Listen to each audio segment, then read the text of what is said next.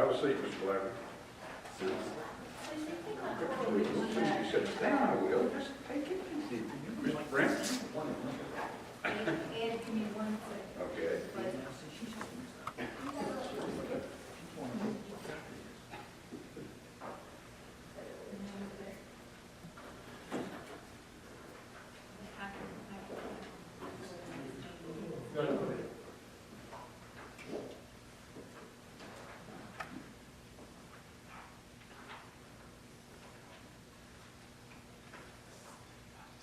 Everybody all plugged up here. Got it, Jill? I do. Okay, let me welcome everyone and call the meeting to order, please. You have in your packet the agenda as well as some other items. At this point, though, we'd like for you to take a look at that agenda and see if it's to your liking. If so, I would welcome a motion to approve. Second. Any other discussion? All in favor say aye. Very good. You have also in the packet the Finance Committee meetings from minutes from the December 19th meeting. So if you've had a look at that, are there any changes, deletions, additions to be made to that? If not, do I hear a motion to approve the minutes from December 19th?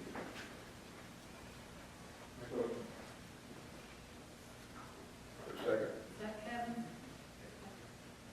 You Who know, was the second? I'm sorry. Steve did. Any other discussion? Not all in favor, say aye. Item number 4, the November 2013 financial reports, and Ms. Lisa, I will turn that over to you. Thank you. The balance sheet at November 30th, I will start out with cash. We've got $48.7 million in checking. Cash is up about $11 million over the prior month, and the majority of that reason was we had one less check ride in for providers in the month of November just because of the Thanksgiving holiday, so that's why cash was up. You can also see it's up quite a bit from the prior year, $22 million. A lot of that is thinking back, we've been under labor about 3 or 4 months at that time, and also part of this increase is a little bit related to Western Highlands for October and November. So our cash is more than double what it was at the end of November 30th, 2012. The Medicaid risk reserve is a little over $4 million. It's increased by $480,000 since the prior month. Now, with the 2% of the Medicaid payment for the 23 counties, it's close to $500,000 that goes into that risk reserve monthly. And just as a reminder, we will continue to put 2% into the Medicaid risk reserve until it reaches 15% of the Medicaid budget. So we still probably got about 5.5 or so years of putting funding into the Medicaid risk reserve. The accounts receivable, $6.3 million. And again, this is at the end of November, but I was on a conference call this morning with the state, and they just released their January single stream payments, so they are current with their single stream funding. We still have some three-way funding and some federal money, CR, that's outstanding, but the state's finally gotten current, at least through the end of January. Total assets at the end of November are a little over $63 million. You can see that's almost double from where we were at the end of the prior year at the same time period. The liabilities, the accounts payable is $11 million. That's almost double the prior month. Again, it's related somewhat to the one less check writing month.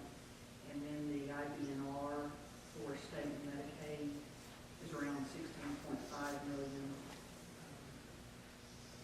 I think it highlights how important it is to be able to make a good estimation of what we think is outstanding. And think about what a large amount that is. So we're estimating $16 million. So our total liabilities at the end of November are $28.7 million. One of the items I just want to highlight in the fund balance section, prior year's Medicaid and other fund sources is around $12.6 million in total, and that's about 4% unassigned for the current budget.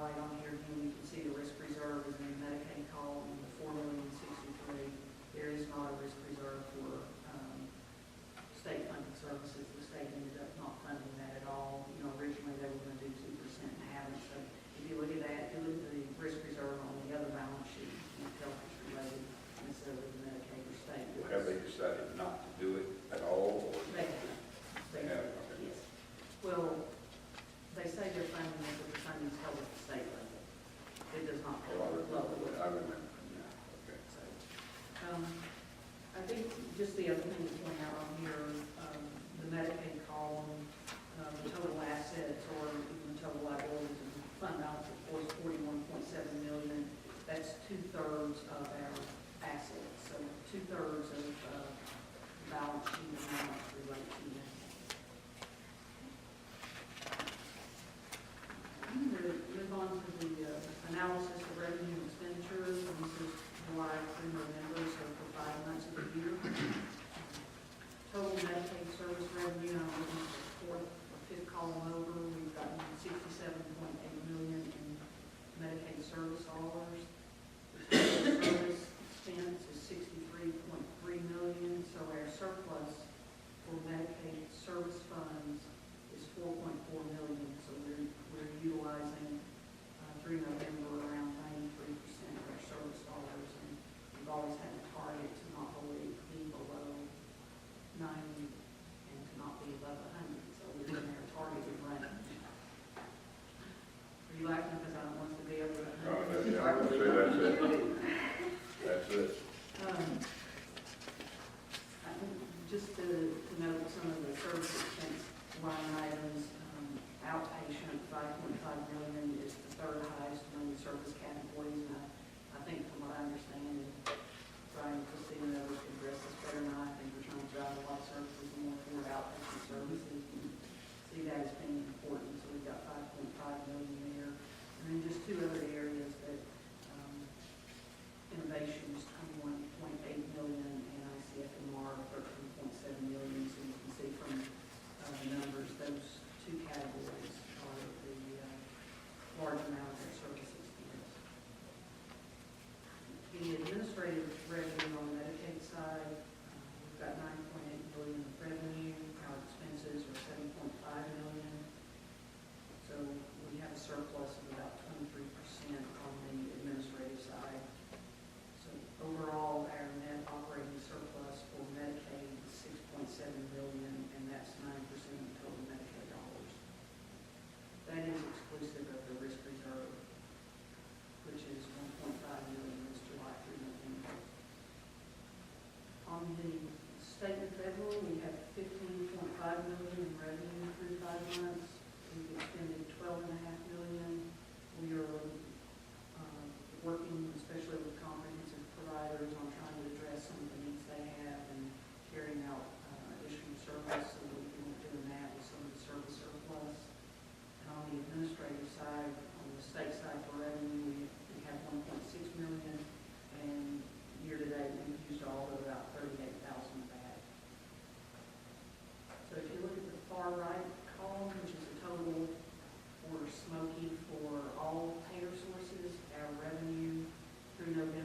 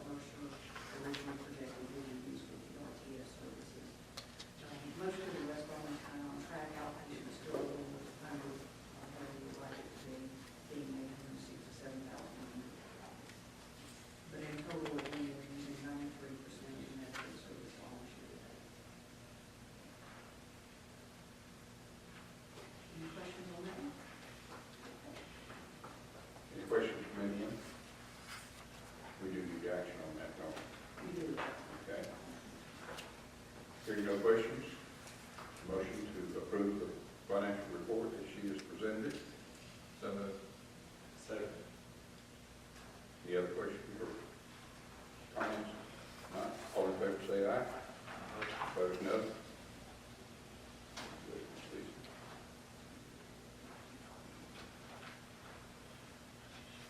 The dashboards that you have included in the report, you want to go over that now? Yeah, I'll just go over a couple of them quickly. The first one is the Medicaid medical expense ratio, and again, you can see the objective utilization of services. We want to hit between 90 and 100%, and then the 92 to 96% range each month as we're going through this, and that's a year to date, so we are within that target. The one below it is for state and federal services, and we are trending below 90% right now, and we're working with their comprehensive providers and our service management cross-functional team to address some of the underutilization of the state service dollars. On the back page, the one at the bottom, the total administrative expense, we're trending below 90%. I think one of the things that will impact this pretty quickly is we've got a lot of capital needs we've identified that have not really hit this yet, so they're like one-time needs, so I would expect the administrative expense to increase percentage-wise. The next handout is the Medicaid current ratio, which is a financial measure to measure your current assets, your current liabilities, and for Senate Bill 208, we're required to maintain a minimum of a 1-to-1 ratio, and if we go 3 consecutive months below that, that can be a reason for them to come from the Medicaid contract. So right now, just for the Medicaid current ratio, we're up to around 1.5, averaging, and our overall current ratio is well above 2, even though in November it was 1.98. Typically, it's been 2.5 to 1, so both of those are strong financial measures. The next dashboard shows our year-to-date budget versus our year-to-date actual, and this one is on service expense. And quickly you can see the majority of the service expenses and the marketing innovations are on target through November. We're utilizing 93% of their service dollars. You can also look at each one individually and see the blue column is the budget, the burgundy is the actual, so you can get pretty quickly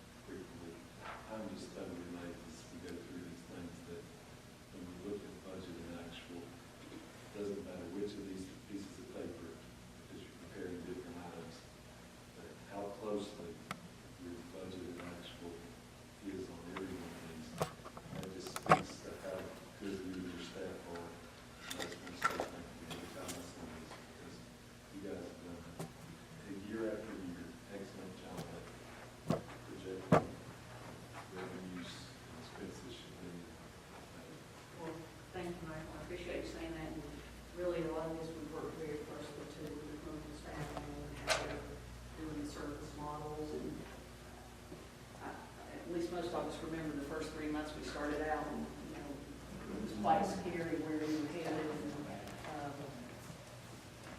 Especially, you know, we brought the consultant in, the clinical staff, you know, we did a lot of work there about the authorization of services, knowing what reports and data to get. And those first 3 months, I know for me, were pretty dang scary. They were. But you know, I compare our county government, and I think our county staff does a good job, so don't misunderstand me in case they have to be tuning into Jerry's programming over there and see it. I mean, they do a good job too, but have a much, much smaller budget. But we're amending all the time. We couldn't come anywhere near this close to projecting our budget. So I think do a great job. And I shouldn't just say just Lisa's staff. I know there's input from clinical staff and so forth. Thank you. That's all. Thank you. All right, I'm just gonna flip on to the one that's the pie chart. And this just shows the Medicaid services by again, the service category. And I think as I mentioned in here before, some of these have a one, like the ICFMR, it's one service that gets billed, but like outpatient may have 150 different service codes that go into that. But again, you can quickly see the percentage of the funding and which category of services it's used in. Again, innovations and ICFMR are, at this point through November, 56% of the service expense. And then the last one is the service expense by the category of aid. And again, innovations is one of the aid categories, along with being a category of service, which I know gets to be a little confusing, but it's 36% of the aid category. Of course, the smallest one is the age 65 and plus, which is 3% of the service dollars that we use there. Forgive me, I'm sorry. No, don't be sorry, go ahead. What falls under, what is an example of something that falls under innovation? I'm just trying An to. example of a service, residential supports, personal care, in-home respite, in-home assistance. There are probably about 10 or 12 services, but they're also to one group of the Medicaid eligibles. And it used to be, it's similar to Captain Mars, what it used to be called. And I think in innovations, I believe we have somewhere between 15 to 1,600 consumers that qualify for that type of service, or that group of services. Okay, well, that was the last dashboard, unless there's follow-up questions on it. You don't need action on the dashboard, that's the, I don't think we do that. No. I don't think we usually do that. okay. All right. I have some proposed budget amendments, and these, I guess, I'm just going to go over the revenues first, and that should be your top page. The Medicaid admin is being reduced to $84,481 because we have a new PM that start per member per month Medicaid funding that starts January 1st. Smoky got a new rate starting January 1st, and Western Highlands got a new rate starting January 1st. Both rates were slightly decreased because of 4 or 5 different reasons: Affordable Care Act, expansion of Medicaid, moving some health choice kids in. There were 4 or 5 reasons that they opened up the rate period and have slightly downward amended our rate, and it equated to $84,481 in our administrative dollars for Medicaid. Excuse me. State admin, in the current year, they decided to break our admin out from our single stream funding, and we were told before we started this year we were going to get a reduction.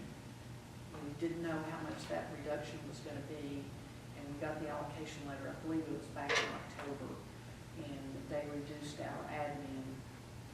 Really, it was over 400 and some thousand, but this reflects only 75% for Western and 100% for Smoky. But the total admin reduction was like 420,000.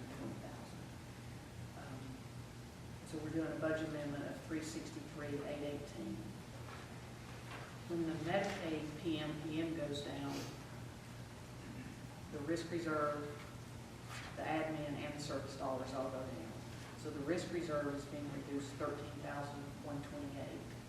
and that's 2% on the Medicaid reduction. Okay, here's the service reduction from the PMPM for the 6 months. It nets out to be $558,000.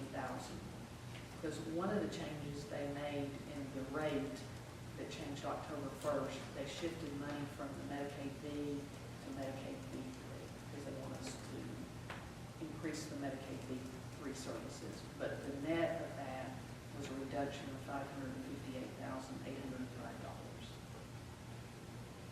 In the single stream funding, we received an allocation for $170,000 for TBI. And offsetting that, the state moved $109,000 from single stream to our federal dollars. So the net of that was just an increase of $60,000 to single stream, even though $170,000 of that is for TBI. On the next page, we have a change to the state non-UCR. And all of this funding for 26,775 increase is related to the Department of Justice settlement or the transitions to community living. We got $140,000 to provide supported employment and long-term vocational support services, an additional $216,000 for that same priority population at the DOJ for other service needs such as ACT and PSR and community support and peer support. And then also in that allocation was $70,000 for Meridian Behavioral Health. And they were one of 4 providers selected by the state to participate in a research study related to supported employment and long-term vocational support. And I think it said they were selected in the allocation letter because of their strengths in providing recovery service and integrating service with integrating behavioral health into physical health service. Seems like there was one other reason they were named, but Meridian was given $70,000 to participate in what I believe is some type of international research study. It is. They'll get a tremendous amount of technical assistance. They really end up hopefully being a very premier program in supporting people in supportive employment. It's a model called the Dartmouth model. It may not mean a lot to you, but it's a very famous model. We're very privileged that one of our providers was selected. This is an excellent provider who has been extremely dedicated to this population to serve these particular people. They're in our western counties. But this will give us an opportunity to really understand the way it should be done.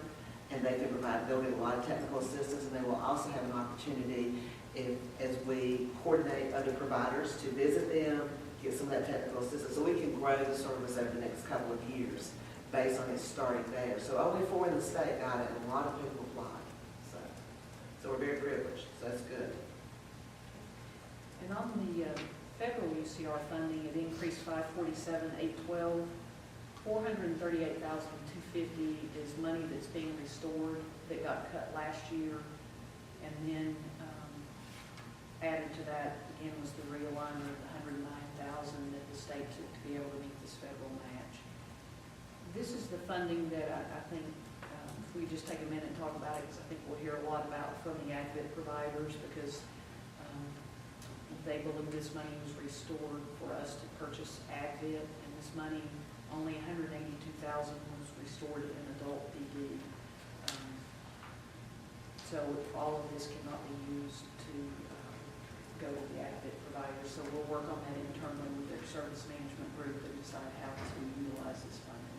Yeah, I just have a need to say something for you who are hearing this conversation. This is a very controversial issue.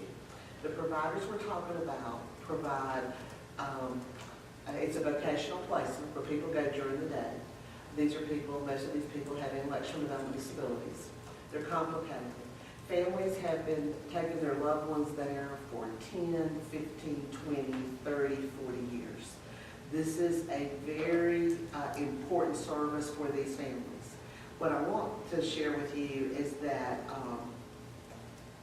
It's 2014, and the way we know, the opportunities we would like to give some of those consumers, we really believe these consumers, some of them, through some type of transition, that what we want as an agency in contracting with these providers or other providers is to move these people into more of a community-oriented service. If it's volunteerism, if it's some type of job, some type of supportive employment, could they, to really make them part of their communities. And the reason I say this is that when Lisa and I or whoever, as we're going to have a conversation, we have 12 of these providers across our 23 counties. They are long-standing providers for us. They are not going to be happy, so let me just say that out loud, and what this money is going to look like. Many of them think that they have heard something very different about this money recently in some other meetings they participated in. What we normally do is that Brian and I and Lisa get on the phone, we invite them all to a conference call, we show them the money, we give them the letter, we explain to them in 100% transparency the situation that we are in, and that what they were told is not necessarily correct. And this is very sensitive. We also typically make a call back to DMH, Division of Mental Health, and say, there's this controversy, and we're not trying to throw you under the bus, we're all partners here. So I think I say this, some of you may never get a call from a family, but we need to move this system into a different array of services. And it's very hard for these families not to think that's where my son, my loved one is going to go for the next 10 years, because that's where they've always gone, and that's all families know. And we really have to do this, we hope, in a very gentle but strategic way. Many of our other partners, MCOs, have started to make these decisions about this particular service for the last 2 or 3 years, as each one of us have become MCOs. So, I think it's just important to say this about this service. It's not that it's serving thousands of people, but the people that it serves, it is critically important in what they think is right service. And we have a lot of questions about these providers. Not that they're bad or they're doing something wrong. They are stuck in a very old way of serving people. We all believe people have the right to have a chance of being part of their community and being a citizen. That is not necessarily what is occurring at these agencies.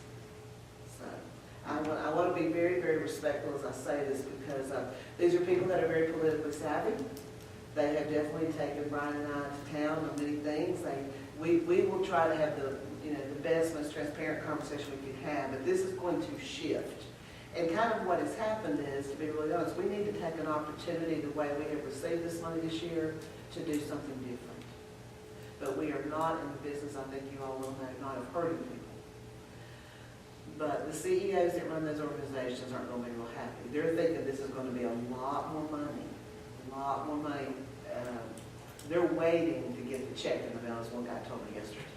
I think last year we got over $300,000 restored, and it was all identified by the state to go back to the IED providers that we had with, and that's where the funding went. So this year, they keep hearing that the money's going to be restored, and then we got $438,000, but only 182 of that is for adult ED services, and that 182 covers 23 counties, not 15. But I think what they're thinking is the whole 438 goes back to that same group. That's right. It does not. So We have needs and all disabilities. Just as an example, and this is a small operation, so you may not know about it, but over in Sparta, Alligator Group Loans, they've been operating for quite some time. And it's a good example of what you're talking about. These folks do have a job.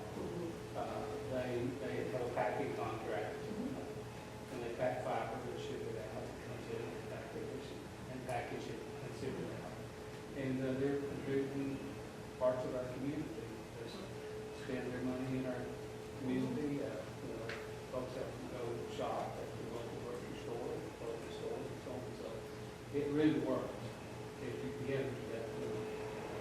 That is a great example. And in this somewhat small, little shop that they run or that they do that work, they're one of the better ones. It's so great that you know about that, because that's exactly what we would like to do. I served on that board for a little while. Well, that is great, Larry. That is wonderful. So when they call you, you can support our Ed Center. You should call their call. But they're citizens, like you say, they're contributing all the way around to the community, and a lot of people can do that. As a matter of fact, they have got a waiting list I wouldn't doubt it, especially where you live. But, so you have a good idea of what we're talking about. So thank you. Is there a list of these anywhere that we could get our hands on, just as You numbers have one in in your our community, county? Yeah. Yeah, we can do that. We can get you a little list. I can get that to I you. would love It's to like to know have, who they are. I'd love to know who they are in the vicinity. Uh-huh. Okay, we have just, we've gotten two other allocations from DMH this year. One is $67,058, and it's for a homeless program here in Asheville. And then we got $75,000 from the Mental Health Trust Fund, and that was also identified to be for individuals with TBI or traumatic brain injury. So the total change to the budget was an increase of $156,851 up to $305,334,000. And then I just want to go over the expenditures real quickly. Personal services was an increase of $139,020, and that was a professional service contract with a company that's going to help further develop our data warehouse and our business intelligence reporting. We have huge data needs, and we typically have to turn them around rather quickly, so we've got to make sure all the data is in a warehouse and is easily reportable out on. So that's going to go to help further that development. We reduced current obligations $702,000, and that was some money that was uncommitted, anticipating the state service cut, so we freed that up. We've got $115,000 on fixed charges of an increase, and then $605,150 increase to total contracts, which was the net of all the new allocations and the reduction in the Medicaid PMP. So again, the final budget's a little over $305 million. And if we do need. We need action on that one, right? Yes. Anyone have any questions on the budget amendments that we just heard? Now, do I hear a motion that we approve the presentation and what has been done? A second.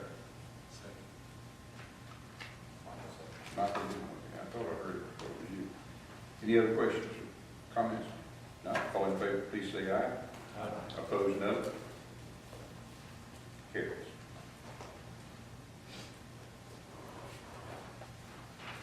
Data book meeting. Okay, this is just to give a brief update. We were in Raleigh yesterday and met with Mercer and DMA on their 3-year rates for Medicaid waiver. And they pretty much go over what they think the trends have been, what adjustments they're going to make. We provided them with 12 months of Medicaid encounter data for both Western and Smoky.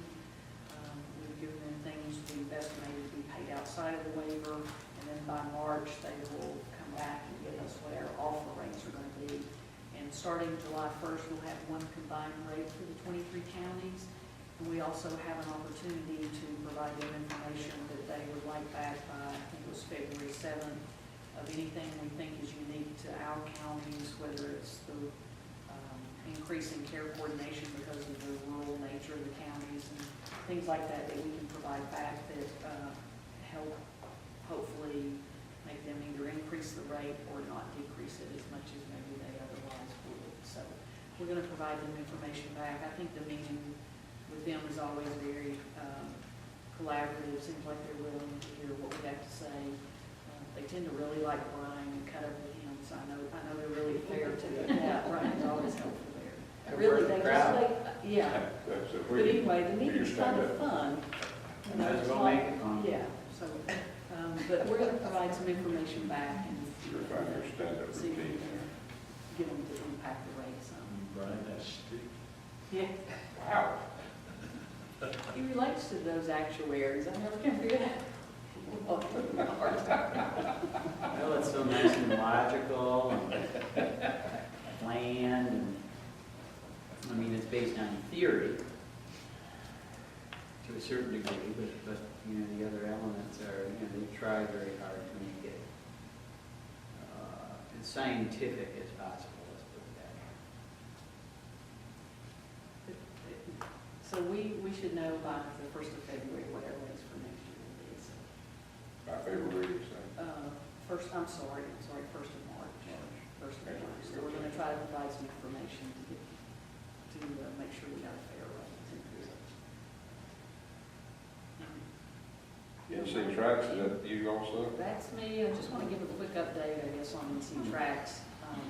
I really think NC Tracks has gotten better for us, even though there's still a lot of issues with it. And in just a minute, Tracy, maybe you can give that update on what's just been in the paper recently. But I was on a statewide call this morning, and two of the largest reasons for denials have been place of service, edits causing problems, and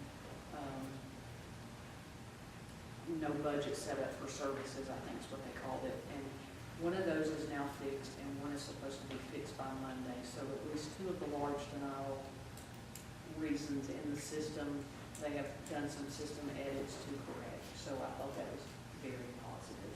They also, and I think I may have reported this last time, they have extended the deadline for us to submit claims, even for last year's claims, through June of this year, which is helpful, because they have recognized all the issues with the system. They have also, since we can't get three-way hospital claims through, and we're going ahead and paying hospitals, they have let us, for the last 2 quarters, estimate the amount of funding and have paid us outside of the system. So I think they're making all the efforts they can to make it better on us. And then Tracy? As I think I mentioned at the executive committee meeting, a group of physicians have filed a class action lawsuit against the department, against CSC, and against 2 other vendors who were doing some of the IT sort of look behind for the state. So we filed a class action lawsuit last week over the issues with NC Tracks.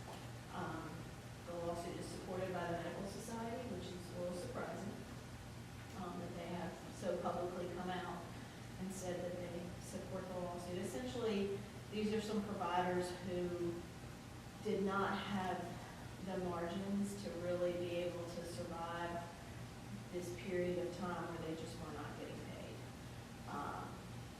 There are some valid things in the lawsuit. There are some invalid things in the lawsuit. I think what's interesting is that the lawsuit doesn't cite any laws or statutes, which is not generally a good thing. And, you know, just as we do, DMA has a pretty significant period of time to actually pay claims. And you only have to pay clean claims. So it's doubtful to me whether the department actually broke any laws in how this rollout occurred. You know, providers get very used to being paid within a week of the time they submit the claim. You know, they submit the claim and they get paid for it at the next check write. But the federal law doesn't actually require that. You have a much greater period of time to actually pay those claims. So I'm not sure where it will go, but it will be interesting to follow that. There was an article in the Silver Herald yesterday where our local hospital, which is quite small, I think they had indicated they have over $3 million that they're owed right now. I think it's causing them quite a bit of hardship. Small hospital. Yes. In my experience, the providers always say that they are owed this very large amount of money, and often when you get into it and actually analyze the claims on a line-by-line detailed basis, you find that they're not owed as much as they think they might be. But, you know, it's been very difficult for these smaller practices to stay afloat. And the really bad part of it is that some of them, and some of these plaintiffs, have stopped seeing Medicaid consumers. It's just been too hard for them, and that's never a good thing.